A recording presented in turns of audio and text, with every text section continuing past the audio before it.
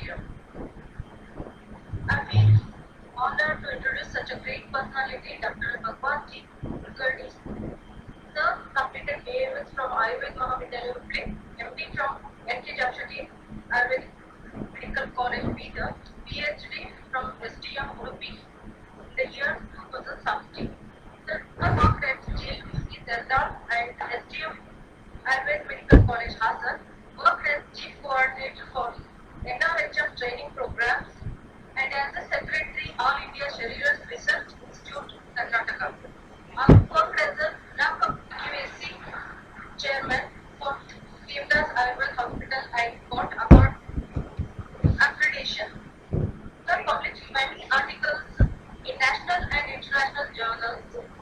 Sir was the principal investigator for research projects sponsored by RHS Bangalore, chief authority for 12 clinical trials sponsored by various pharmaceuticals. Sir guided 10 and 8 PhD scholars and delivered many lectures at state level, national level, and international level, seminars and workshops. Also organized 15 national level webinars. Sir is executive editor of Glands Journal and present working as a principal and medical superintendent of Parul Institute of Ayurveda and Research Center, Devdas Ayurveda Hospital, Vadodara, Gujarat. Sir is a member of Academic Council, Chairman of Board of Studies UG and PG, and member of Board of Doctor Studies PhD of Parul University, Vadodara, Gujarat. Sir is honored by Ashwin Award conferred by Gujarat Ayurveda Research and Development Center, Vadodara, in February 2020. With this, I am presenting today's guest speaker in front of you all. Thank you. Now I hand over to the Utricle, sir. Okay. Sir, you can start. Okay. Thank you, madam. Thank you, Geeta, madam. I'm very thankful to the management of Sri Kulkarni Medical College, Ayurveda Medical College, Gulbarga, and the entire team of Sharir Rachana for inviting me in this webinar series of Indriya Sharir. Am I audible clearly? Yes, sir. Yes. Can I go further? Yes, sir. If you have any difficulties, please convey me. Okay. Okay. Okay. This type of webinar conduction is very important, as the topic is given to me is on Karnendriya, that is ear, a modern anatomy of ear with its applied aspects. This, as you know, the ear has got an important role in the conduction of sound waves and hearing mechanism and balance, the main functions. And by conducting this type of webinars, yes, definitely the knowledge is conducted everywhere throughout the India, and I congratulate the Department of Sharir Rachana to take a very good initiative in the field of Sharir Rachana for conducting such webinars. Hello. As you know, there are three parts of the ear: external ear, middle ear, and internal ear. As this ear topic is a very vast topic, it needs 3 to 4 hours to teach in detail. But the organizer has given only 60 minutes time to me, and I have to finish the entire explanation. Your voice is not clear, sir. Voice is not clear. Yes, sir.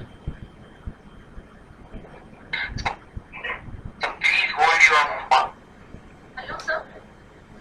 Now, is it clear? Hello, sir. Is it clear? Some disturbance, sir.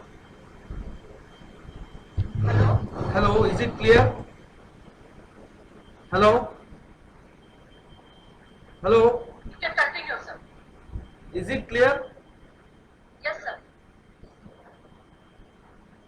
The time given to me is 60 minutes, and within 60 minutes I have to complete these three parts of discussion. So I have decided to skip some of the aspects of the description, like I will skip the venous and arterial supply, and also the nervous supply, and few aspects, so that I can finish this topic within the prescribed time.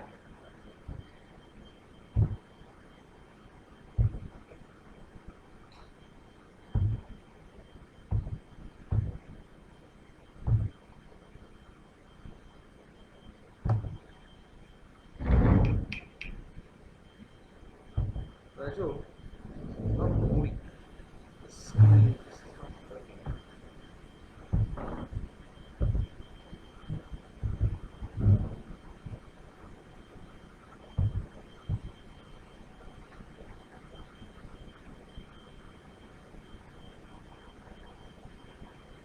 Sir, it's not audible. Yes, now? Now is it audible? Yes, sir. Yes. Yes, in the external ear, only limited description I will do. In the external ear, mainly the auricle and the external acoustic meatus is included. As you know, there are different parts of pinna or auricle, like helix, antihelix, tragus, swelling, and opposite to that is the antitragus. And there is a scapoid fossa, the fossa triangularis, then concha, and then the lobule. These are the very important parts seen in an external ear, and these are uh, developed in a collection of sound waves. And the majority part of auricle is constituted by a soft cartilage.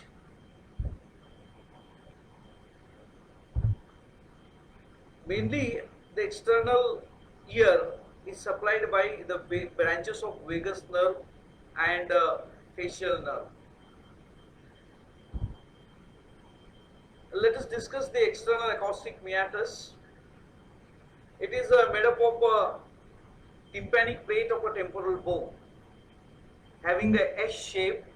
The total length of the external auditory meatus is 24 mm, and medial 2/3 of this canal is made up of a bone, measures 16 mm length, and the lateral 1/3 measures around 8 mm, and it is made up of cartilaginous parts. And in the cartilaginous part, there are modified sweat glands called ceruminous glands, which secrete sticky material, which is going to be observed as a wax in this area. And the posterior part of this external auditory acoustic meatus is supplied by the branch of vagus nerve, because this is essential to understand the different pathological conditions. The earwax accumulation sometimes creates a problem. The impacted earwax sometimes creates a vomiting or loss of conduction of a sound wave is also not possible. In such situation, when we consult the ENT specialist, they used to do one procedure called as syringing. One has to carefully conduct this procedure, because the posterior wall of the external auditory meatus is supplied by the auricular branch of a vagus nerve, and vagus nerve, as you know, the branches have gone up to the cardia, and also it has gone up to the stomach. And if this nerve is irritated by chance, then reflexly it affects the functions of even cardia also, and vomiting may come. And that is why whenever there is an impacted wax or an impacted foreign body in the external auditory meatus, one should be handling it very carefully. Particularly the end of the external auditory meatus, just 4 mm before the tympanic membrane, is a very narrow. That part is called as the isthmus, and if the foreign body is impacted in that part, it is little difficult to extract the foreign body from that place. So one should be very careful.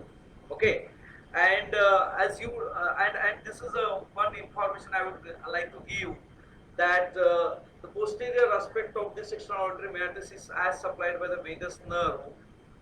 In the old days, in olden days, the British people, okay, before going for dinner or taking food, they used to keep a small piece of ice just behind the external ear, okay, so that by that coldness or by that irritation, the nerve nerve can stimulate and it can increase the appetites. Okay, so there is a very close relation between this external auditory meatus nerve supply and the nerve supply of stomach and cardia. So while operating any procedure here, one should be very careful. Another common condition we face are these boils present over the external auricle. Okay, and this may be as a result of inflammation or infection of a sweat glands. Even furuncles may form within the external auditory meatus due to blockage of these glands. Okay, the inflammation can occur and that leads to redness and sometimes abscess also. Perichondritis is a common condition we face during our routine practice. Okay, mainly the cartilaginous part of the auricle is involved in the inflammation, and at the end of the external acoustic meatus, the tympanic membrane is attached. Very important part, because many pathologies we face during our routine practice related to the tympanic membrane, and this is a thin translucent partition present between the external acoustic meatus and middle ear. It forms a boundary, lateral boundary of a middle ear. It is oval in shape, having 9 to 10 mm length and 8 to 9 mm width. It is obliquely placed at an angle of 55 degrees with the floor of a meatus, and if you see the exact position, it is facing downward, forward and laterally. That is why there is a little variation in the length of posterior wall and the anterior end roof of the external auditory meatus. The tympanic membrane outer surface is covered by a skin or a cuticular layer. The skin layer which is present within the external auditory meatus is continuous with the external surface of the tympanic membrane. And on the inner aspect, you can see on the inner aspect there is a handle of a malleus is attached up to its center. If you see the tympanic membrane, the internal part of the internal surface of the tympanic membrane is convex, and the maximum convexity of the membrane is referred by the name umbo. It is present in the central part, and from there the handle of the meatus is attached. There are two parts of membrane. One is the pars tensa and pars flaccida. The pars tensa is having a three layers. One is the cuticular layer externally present, then the fibrous layer and the mucous layer, a most internal, which is lining. And the tension of the membrane is maintained by the tensor tympanic membrane. Hello, am I audible? Am I audible? Yes, sir. Yes, sir. Yes, and in its upper aspect, there are two folds of a mucous membrane, anterior fold and a posterior fold, and above that the pars flaccida is present. Comparatively, this part is little thin in nature.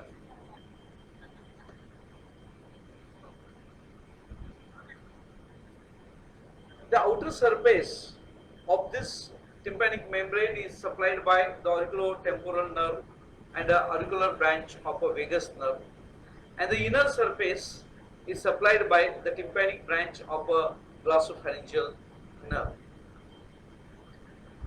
When we illuminate the tympanic membrane, or when we leave a light and we focus it, you will see from the center there will be a yellow small slit which indicates the attachment of a handle of a meatus. In a middle ear, as you know, there are three ossicles chain. The first is the meatus, malleus, incus and steps. And the handle of the malleus is seen in the center. And when we illuminate the tympanic membrane through the external auditory meatus, a yellow color line is seen that indicates the attachment of the handle of a malleus. And just above that, a small protuberance is seen, and that protuberance is of a lateral process of a malleus bone. And just behind and parallel to that, one more white line is seen, that is of the long process of the incus bone. Okay, and umbo very clearly seen. Normally, when we examine the membrane, tympanic membrane, it looks yellow, white, gray color, pearly gray color. Okay, but in a pathological condition, it may be seen little yellow color or red color. Because while diagnosis of diseases related to the eye, the illumination, the important the method for the examination of the tympanic membrane. There is one more condition we come across, tympanosclerosis. In this tympanosclerosis, you are seeing in this second picture a U-shaped white structure is seen. This is because of a deposition of a hyaline material and a calcium. This will not hamper that much the hearing process, but when it is extended in the middle ear, then there is a possibility of a hampering of a hearing process. One more condition we come across, that is the perforation of a tympanic membrane. It may perforate in the center or anywhere. The reasons of the perforation may be different, maybe piercing of a foreign body, or there may be an inflammation, or there may be abscess of pus collection inside, or the pressure has increased and the pus has come out by perforation of the membrane. Okay, this is also important clinical condition related to the tympanic membrane. Then maringotomy is a one more procedure.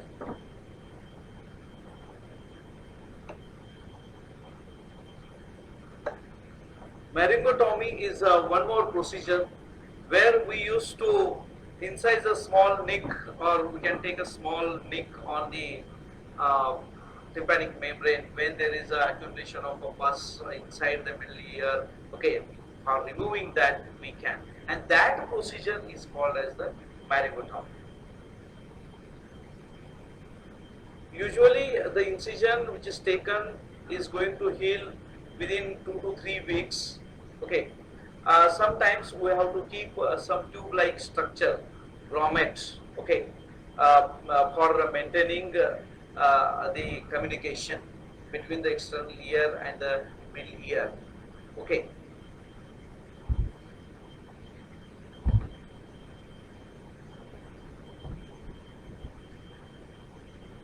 Now let us discuss the middle ear, because middle ear description is a very vast description.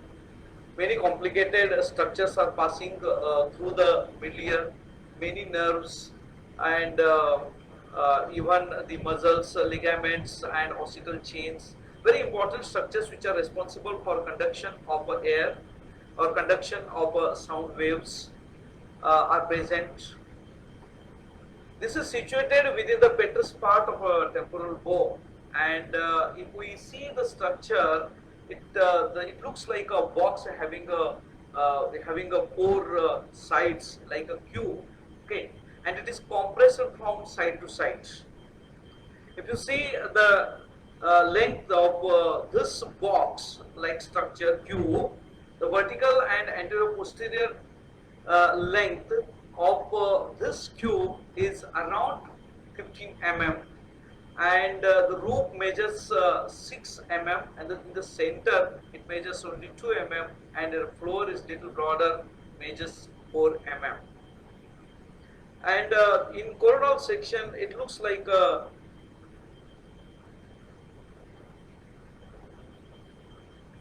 am I audible?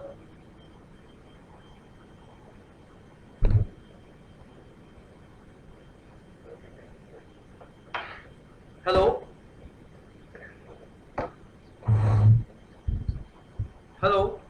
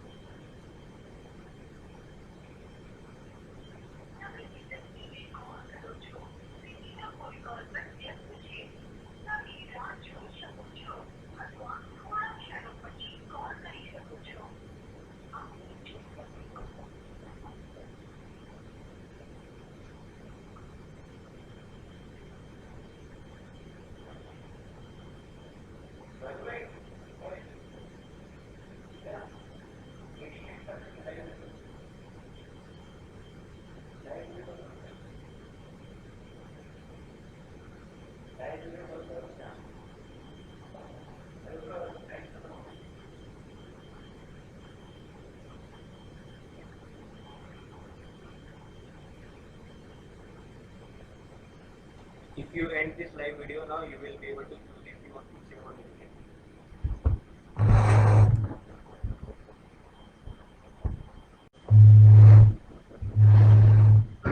Hello?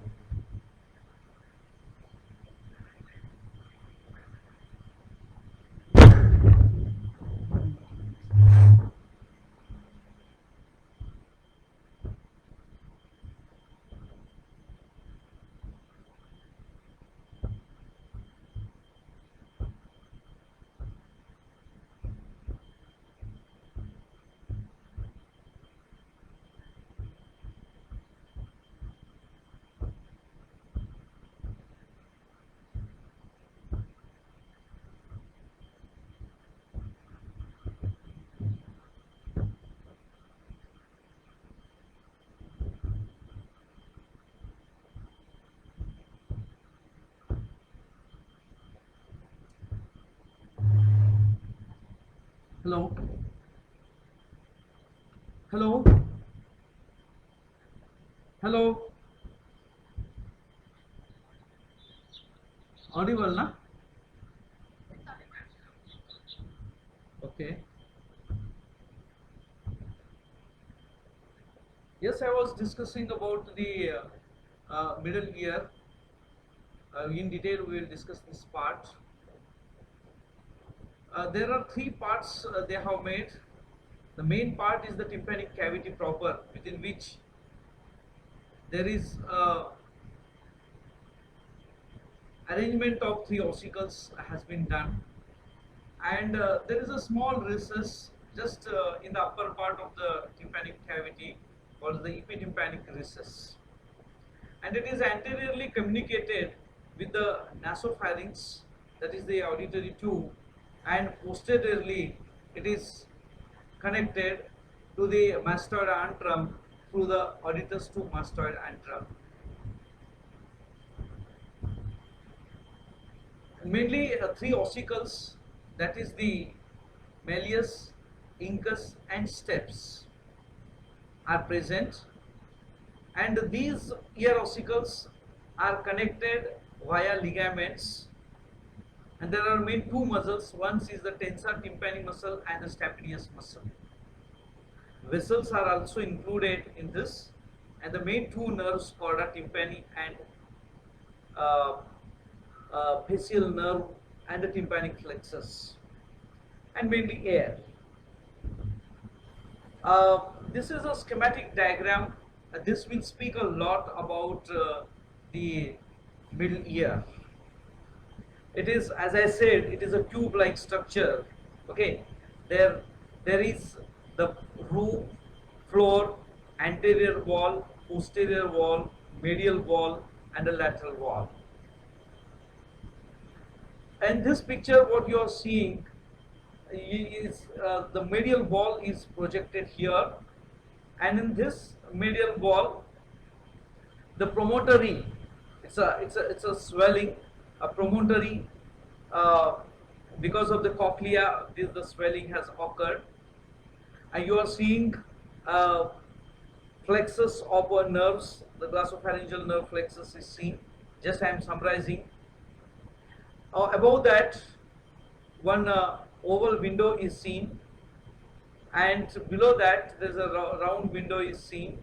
Okay, let us discuss each and every wall of a middle ear in detail. The roof is formed by the thin plate of a bone called as tegmen tympani. You can see in this picture the roof.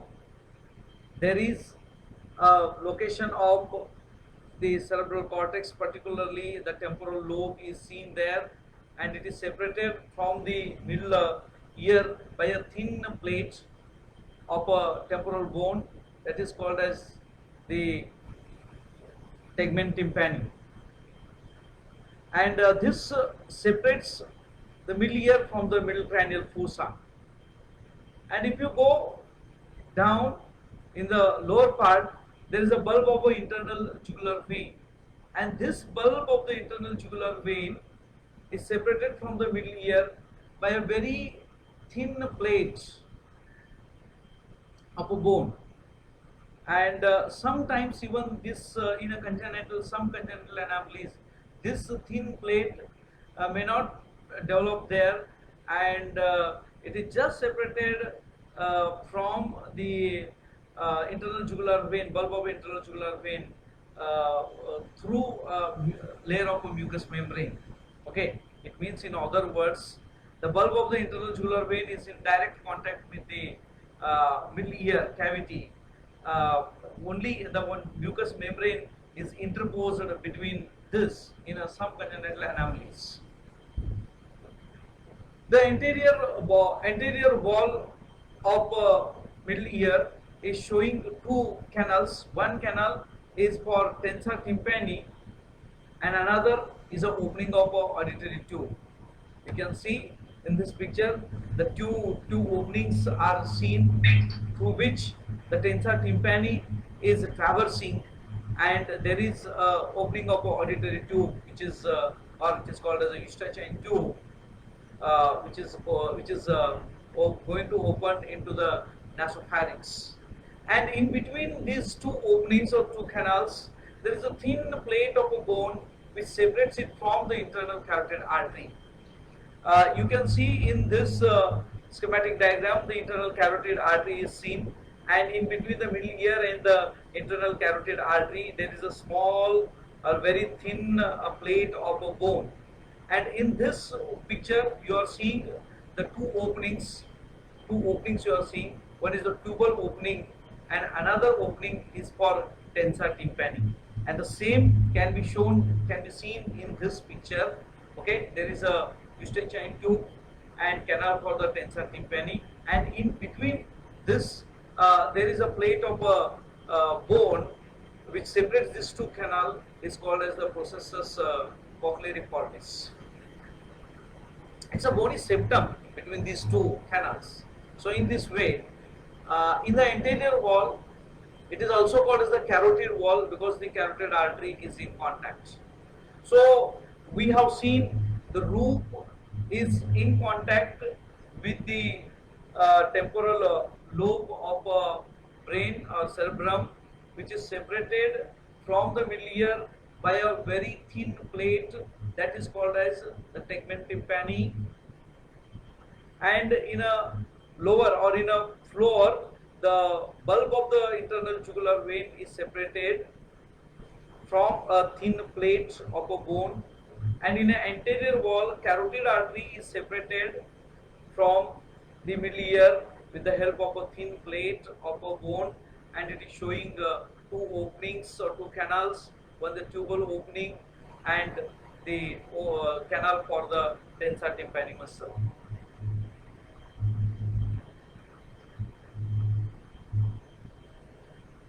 Now let us discuss the posterior wall.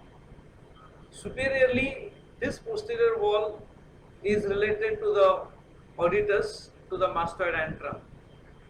Mastoid process, you see, you can palpate behind the external ear, behind there is a bony projection, very hard bony projection, that is the mastoid process. Within the mastoid process, there are the mastoid air cells are there, very thick part, and just the upper part of this process, okay, there is a hollow space called as the mastoid antrum, and this mastoid antrum, okay, is closely related to the middle ear through the auditus to mastoid antrum. And just below that, just below the auditus to mastoid antrum opening, okay, there is a small depression called as the fossa incudis, where the short process of incus is accommodating. And a very important structure called as the pyramid is seen in this.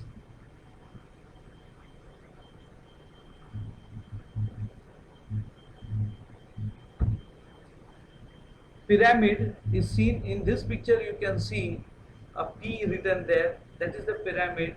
Okay, it is a small eminence like, and within which the stapedius muscle is attached, and this stapedius muscle is attached to the stapes bone or cecal. Okay, this is the important observation seen in a posterior wall. And one more important observation you can see, the posterior canaliculus for the chorda tympani nerve. In this picture, you can see the chorda tympani nerve is going in between the incus and malleus, and there is a small canaliculi through which this chorda tympani nerve is traversing. Let us discuss the lateral or a membranous wall, lateral wall. Okay, mainly in a lateral wall, the tympanic membrane is seen, and some part is made up of a squamous temporal bone. Okay, and the important structure is a chorda tympani nerve, which is a branch of a facial nerve, and this chorda tympani nerve is passing in between, or it is passing lateral to the long long process of incus bone and medial to the malleus. In between these two ossicles, the chorda tympani nerve is traversing. So in the lateral wall, mainly we are seeing the tympanic membrane and the chorda tympani nerve and the parts of ossicles and a part of a squamous temporal bone. In this way, this entire middle ear can be understood. And now I will go to the medial wall or a labyrinthine wall, medial wall of the middle ear. As I was showing you, in the center there is a promontory with a tympanic nerve plexus is spreading over that promontory. It is called as Jacobson's nerve or plexus. But it is present beneath the mucous membrane. So main structure promontory, and just behind and above the promontory, the fenestra vestibuli or a oval window is seen. Over the fenestra vestibuli, the foot plate of the stapes is going to sit, and just behind and below the promontory, there is one more opening seen called as the fenestra cochleae, and this fenestra cochleae is closed by the secondary tympanic membrane. The round window is there. Okay. Now you can see very clearly in the first picture here, in the center the promontory is seen, over which there is a plexus of a tympanic nerve which is derived from the glossopharyngeal nerve.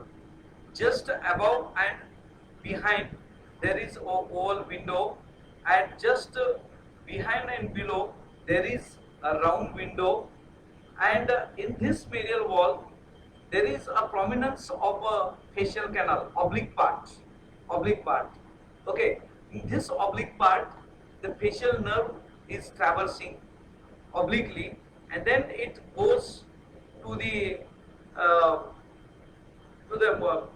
posterior wall. Up to posterior wall it extends this canal, and from posterior wall the facial nerve course starts as a vertical part. Okay, so oblique part and a vertical part of a facial nerve is seen here, and for traversing this oblique part there is a prominence, and that prominence is seen in the medial wall of the middle ear, and remaining the vertical part of the facial nerve is seen in the posterior wall.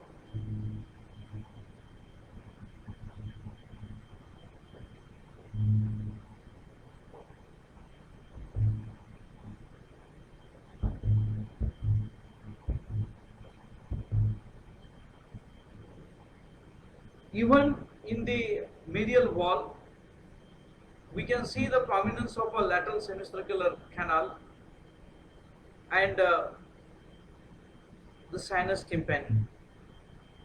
So in this way, we have completed the discussion of the walls. Just I will summarize the walls of boundaries of middle ear. The roof is formed by the tegment tympani, above which there is a temporal lobe, okay, which is separated from the dura mater, arachnoid mater, and it's a very thin plate, and the floor is separated from the bulb of a jugular vein. And in an anterior wall, the anterior wall is also called as the carotid, because the carotid artery is separated from a thin plate of a bone. In the anterior wall, two openings are seen, the opening for a semi-canal for a tensor tympani, and there is a tubal opening. Okay. In a posterior wall, you can see the auditus to antrum, mastoid antrum is in close relation. Okay. There is a prominence for or facial canal through which the vertical part of the facial nerve is traversing. There is a pyramid through to which the stapedius muscle is attached. Okay, and in the medial wall, the promontory and the oval window and the round window. These are the important structures are seen. And in a lateral wall, mainly the tympanic membrane and the malleus incus are attached, and in between these two, the chorda tympani nerve is traversing. Just this is a short summary of the structure of middle ear. The important component is the three ossicles. The first ossicle is called as malleus, the second ossicle is incus, and third ossicle is stapes. The malleus is showing head, neck, and the handle. It is showing the anterior process and the lateral process. Okay, and there is a facet for the articulation of a incus. Okay, and incus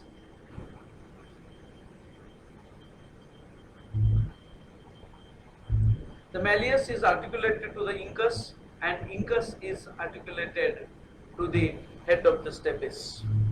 In this way, these three ossicles are forming a chain, and they are helping to transmit the sound waves.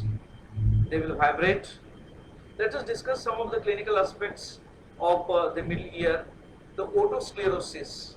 The otosclerosis is that where there is a sclerosis, means there is a hardening of the bone takes place, particularly the stapes muscle, stapes bone, which makes the movement whenever the sound waves are passing there.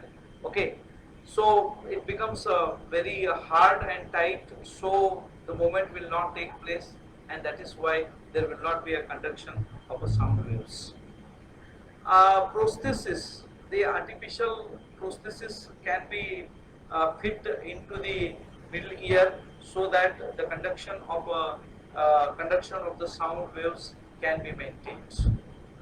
And there is one more condition called as the otitis media, that is the inflammation, total inflammation of middle ear takes place, in which there will be severe pain in the ear. Inflammation is seen, tenderness, fever, headache, redness, and swelling over the mastoid bone is seen. Even the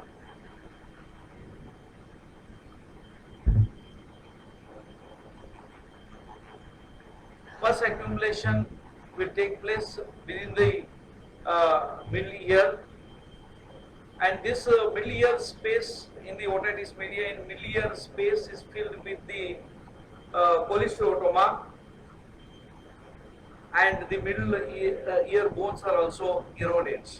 There will be a retracted tympanic membrane, or sometimes perforated also, and the eustachian tube is blocked by the inflammatory tissue. Now let us discuss the internal ear. Internal ear, for understanding purpose, you can make two parts. Internal ear. One is the bony labyrinth, and another is the membranous labyrinth. Bony labyrinth is completely made up of the bones only, and there are three parts of the bony labyrinth. One is the cochlea, another is the vestibule, and third is the semicircular canal. And in a membranous labyrinth, the cochlear duct is there, utricle and saccule, and third is the semicircular ducts. The bony labyrinth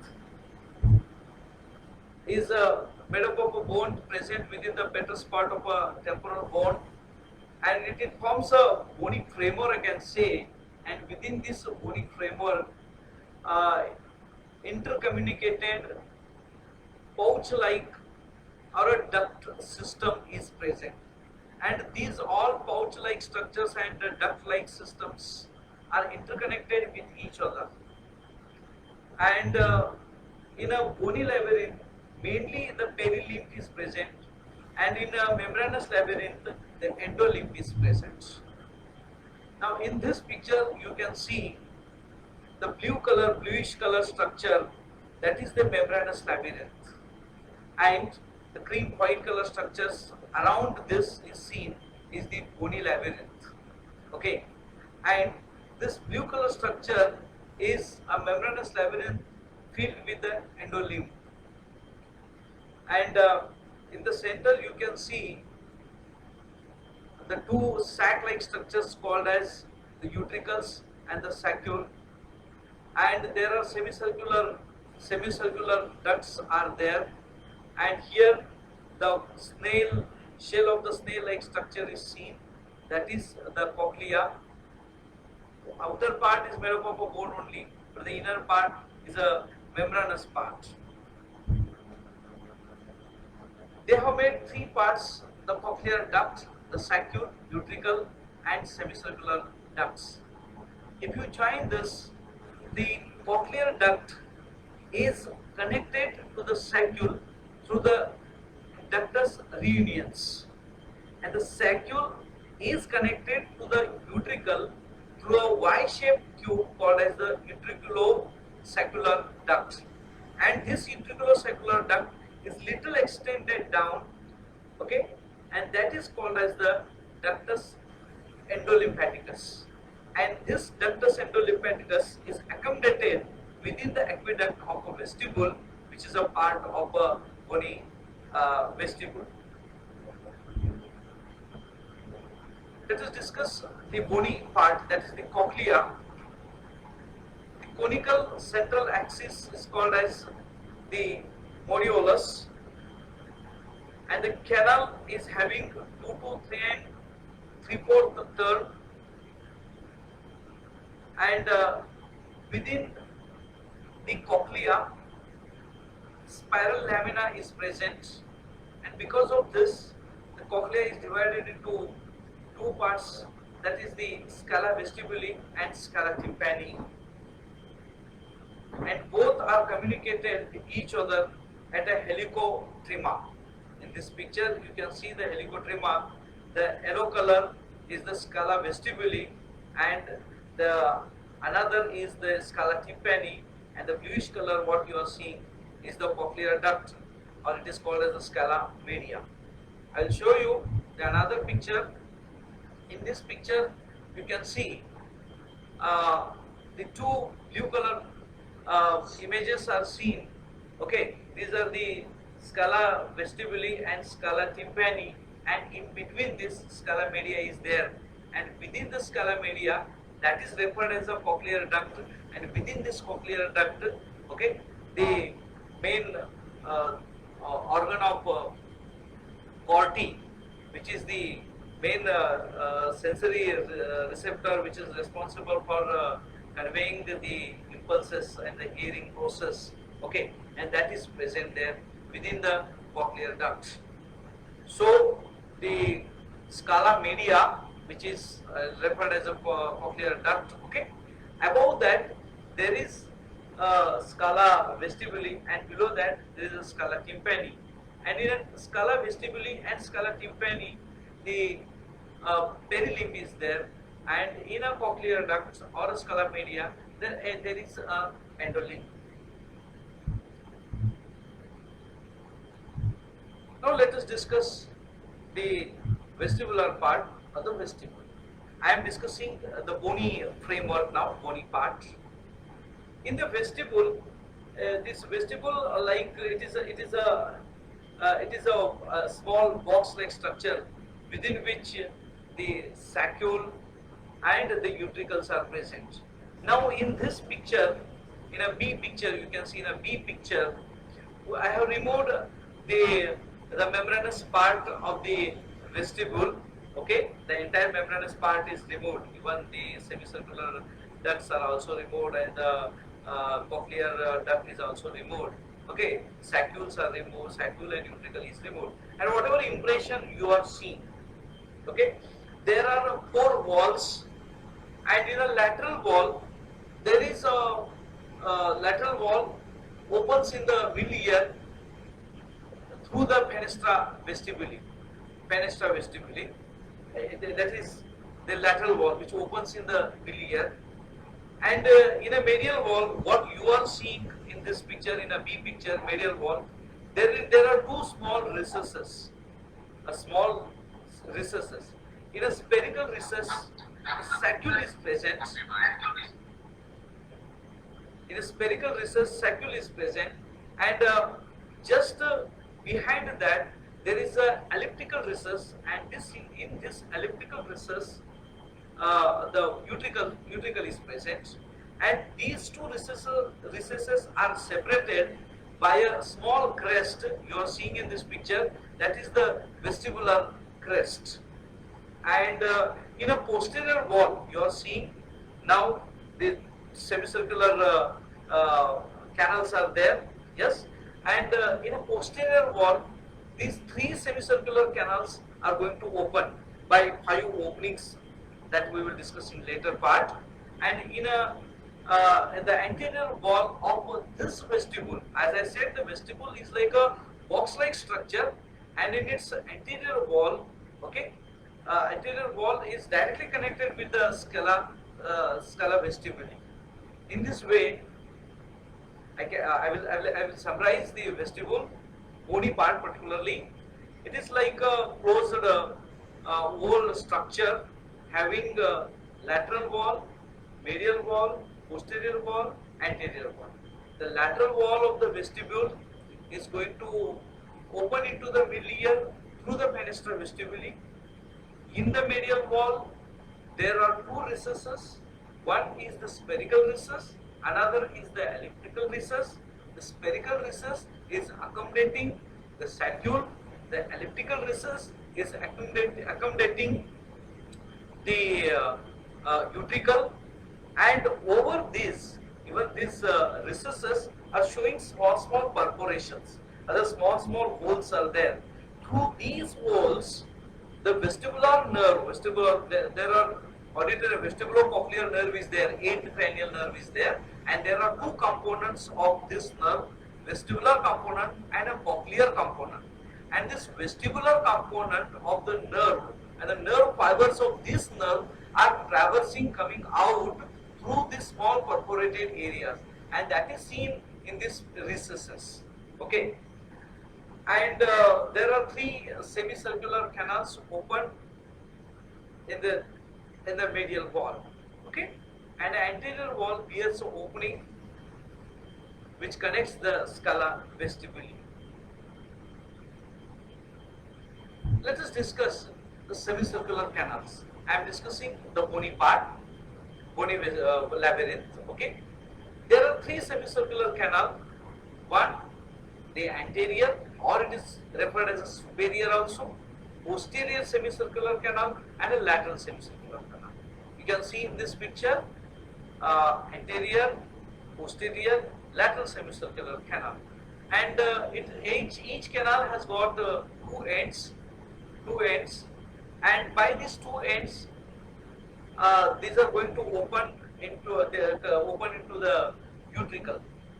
But the anterior and posterior canal are joined by a common tube.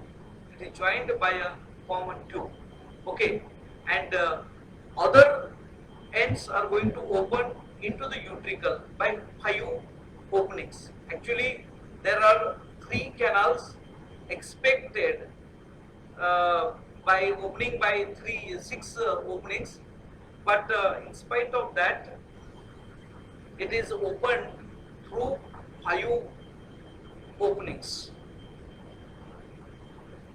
The lower dilated part of this semicircular canal is referred as an ampulla, and within this ampulla there are sensory receptors are present. The cristae of the ampulla, cristae ampullaris, this is the sensory receptor present within the ampullary part of this semicircular canal, and the maculae, even this is also a sensory receptor present within the saccule part of this vestibule.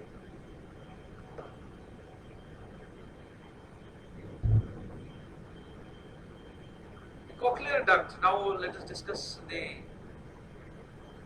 membranous part. Scala media is present in, as just now I discussed, the scala media is present in between the scala tympani and the scala vestibuli.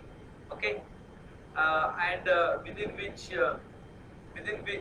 there is a spiral organ of a corti. This is an end organ of a hearing. The floor of this Skullomania is made up of the basilar membrane, and the roof is made up of the vestibular membrane.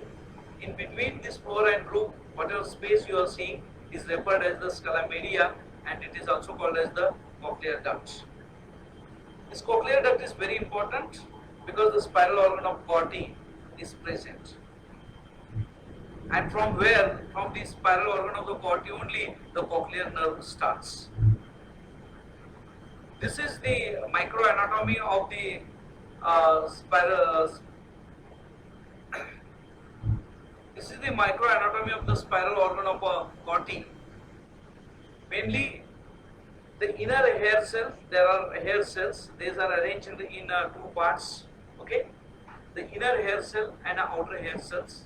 And these inner hair cells and outer hair cells, from these hair cells only the cochlear nerve fibers will start, and above these hair cells there is the tectorial membrane, and this tectorial membrane is filled with the gelatinous material.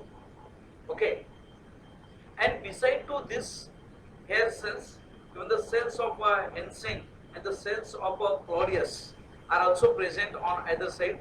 These are the supporting cells for these hair cells, and there is a tunnel of a corti which is present in the center, and even the pillar cells are posed just beside to the tunnel of the corti. Okay, and these hair cells are having a cilia, hair bundles we referred for that, and these are in contact with the tectorial membrane.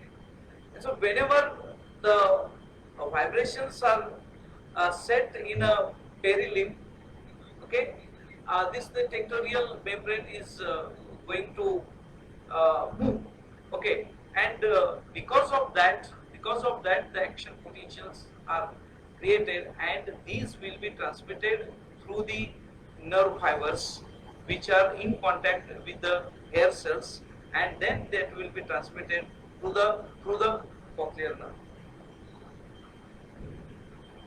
And from here the hearing process starts. This you can see. Now let us discuss about the saccule and utricle. These are the small pouch-like structures present within the bony vestibule. Okay, and just now discussed the duct of the saccule and the duct of the utricle join to form a ductus endolymphaticus. And the sensory receptors present in the saccule is a macule, which is responsible for the static balance, and it is treated as a receptor only. And the saccule is involved in the maintenance of a linear motion, and the utricle is involved in the maintenance of a horizontal linear motion.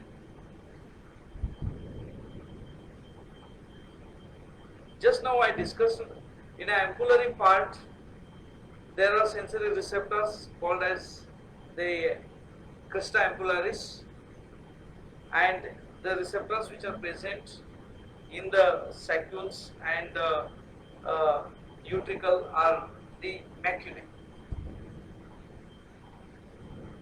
From the semicircular duct, okay, from these receptors only the vestibular part of a auditory nerve is going to start, and the cochlear part and the vestibular branch come together to form a vestibulo-cochlear nerve, which is the eighth nerve, and this nerve is going to enter into the internal auditory meatus, which is present in the petrous part of a temporal bone.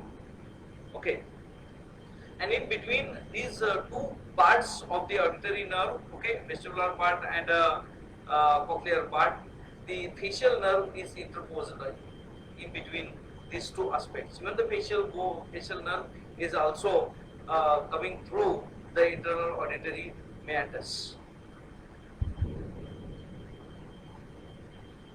So in the internal ear, mainly we have seen two aspects. One is the bony part, that is called as the bony labyrinth. Another is the membranous labyrinth. There are three parts in a bony labyrinth. One is the cochlea, vestibule, and semicircular canal. In a membranous labyrinth, three parts: the cochlear duct, utricle, saccule, and semicircular ducts. These are making their role in the maintenance of a balance of the body and in the hearing process. Hello. Hello.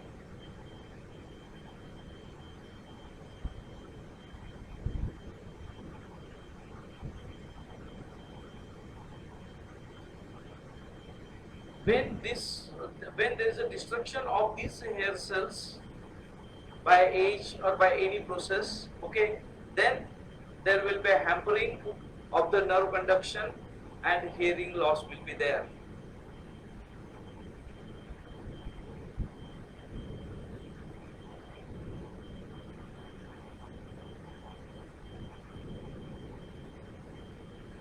For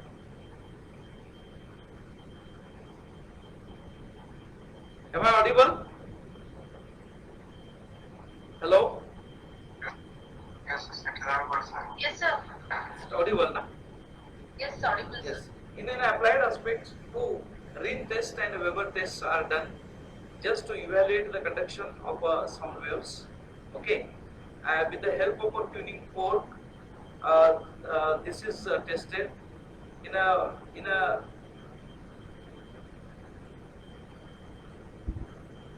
Weber test. The tuning fork is kept in the center of the skull, so that we can evaluate to which part the sound waves are going.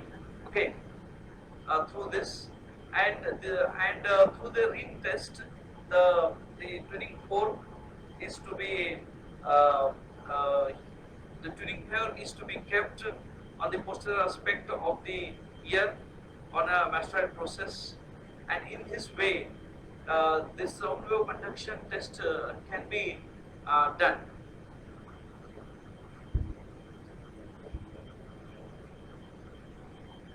Here we have completed the anatomy of ear, including its applied aspects.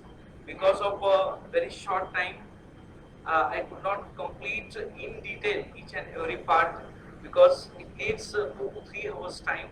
But because of a shortage of time and because of these technical errors, I could not go in detail.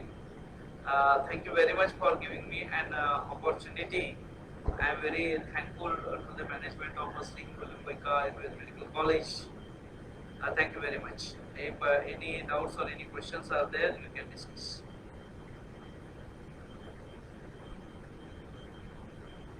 Thank you, sir. Madam? Thank you, sir. Any questions, sir? There, you can leave on me. Yes, sir, I have a question.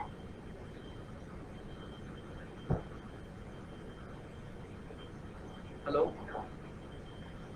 Sir, yes, I have a question. Is the mechanical membrane accelerate with the sound pressure or sound intensity, sir? Sound waves.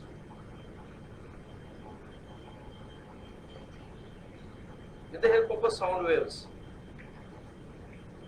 Sound intensity.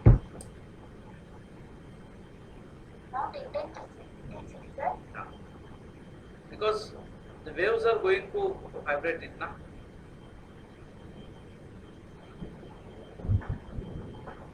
Sir, can you repeat once again what about the rainbow tunnel?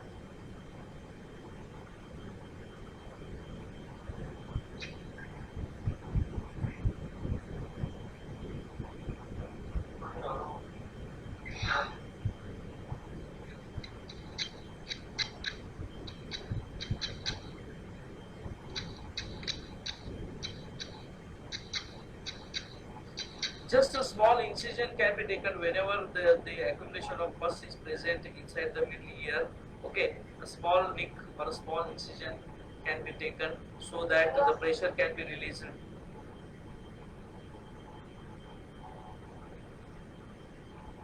That is the merry-go-round. Pressure present within the middle ear can be released. So pus can come out. It's simple draining like.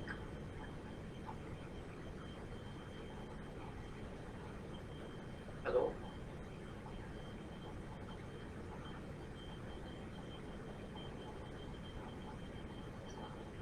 It's not clear, sir. Hello? Any questions are there, you can leave on mail. Hello? Hello? Is it audible? Yes, sir. Thank you for your tremendous presentation. Definitely our students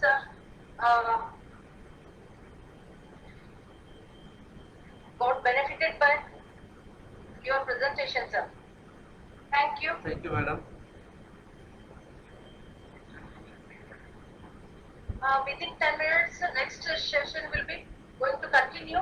So stay with us, all of you. Can I leave this meeting, madam? Yes, sir. You can leave now. If they have any Okay, sir. doubts, Thank you very if much. they have any doubts, please let them communicate with me. Give them my mobile number or email ID. Okay, the presentation, the entire presentation is with you. You might have recorded it. Yes, yes, sir. Thank you, madam.